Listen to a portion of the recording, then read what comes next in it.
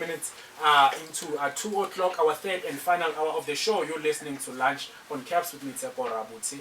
I'm joined by Jack in studio and Claude, who's the man into representative of car sales in at Lexus, so we're speaking everything car sales, and then which brings me into my second question. Like, do your family ask you about car sales when they want to buy cars? Do they come to you and then consult to say that what's the good deal, what's the bad deal when you're buying car?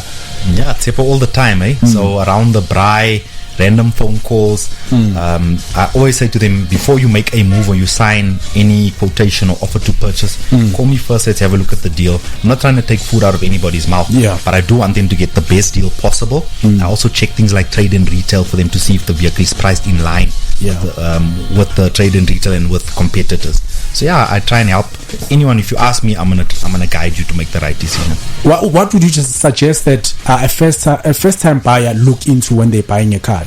Because it can be tricky when you're buying a car for the first time and you're buying maybe a German machine that's gonna give you problems. So for first time buyers, what normally do you give them the advice? What is it aligned with? All right, I always say first time buyers, be realistic with yourself. Look at your budget. Make peace with what it is you can afford. Remember, there's maintenance costs, there's insurance costs.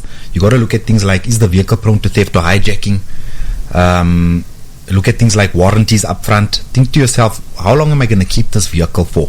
And is it going to serve my lifestyle? But I always say, buy within your means. You don't want to drive a flashy car and you're eating bread and water at the end of the month.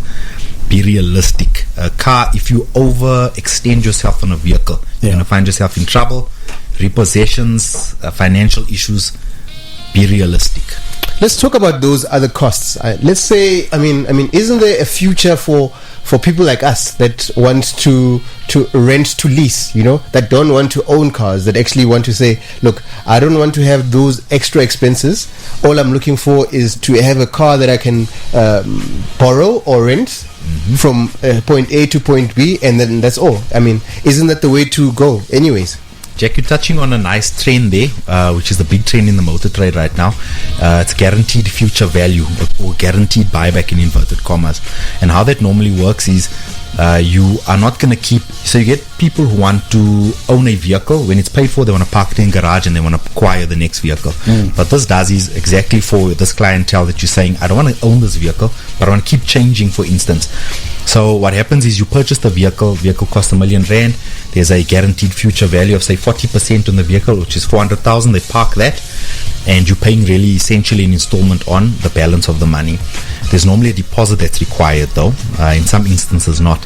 So what happens, Jack, is you're subjected to mileage restrictions, could be 25,000 kilometers a year. So at the end of a 4-year period or 3-year period, you go back to the dealer and you say, but it's normally through it'll be safe through Lexus Financial Services or Toyota Financial Services, who's the credit provider, and you go back and you say, here's your vehicle, inspect it, kilometers and condition within reason, and you give that vehicle back, no obligations. You can then choose another vehicle and refinance that and move forward with. So you get the opportunity to own a new vehicle every time, no risk on you. Alright, so it's 29 minutes after 2 o'clock, the third and final hour of the show. Let's take some time, relax and kick back, play some music, and then we'll come back to speak more about motor sales. It's a Moby Dixon featuring Something So Weird. It's called Abantu. Enjoy the song.